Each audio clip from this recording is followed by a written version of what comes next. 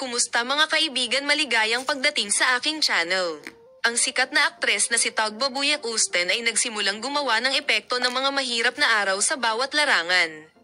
Lalo na sa pag-aresto kay Enjan Akurek, si Tuba Buyak Usten, na may malaking kaguluhan sa kanyang buhay, ay kailangang gumawa ng mahahalagang desisyon tungkol sa kanyang mga anak sa prosesong ito.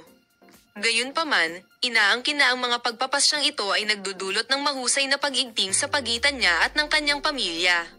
Ayon sa maasahang mga mapagkukunan, iniisip ng pamilya ni Tuba Buyak Usten na ang kanilang mga anak ay negatibong apektado ng kanilang mga anak. Pinipilit nila ang sikat na manlalaro. Gayunpaman, inaangkin na iginiit ni Tuba Buyak Usten sa kanyang sariling mga pagpapasya at hindi isinasaalang-alang ang mga babala ng kanyang pamilya. Sa katunayan, ang ilan sa kanilang mga agarang bilog ay nagtalo na may mga malupit na talakayan sa pamilya. Iniisip ng pamilya ni Tuba Buyak Usten na ang kanilang mga anak ay dapat lumayo sa kaguluhan. Ang kanyang lolo at ang kanyang lola ay iminungkahi na ang kanyang mga apo ay magbasa sa ibang lungsod o sa ibang bansa upang maimpluwensyahan ng nakababahalang prosesong ito. Gayunpaman, ang alok na ito ng Tuba Buyak Usten ay mariing tutol. Sasabihin namin sa iyo ang mga detalye sa paksa na makita ka sa mga bagong video.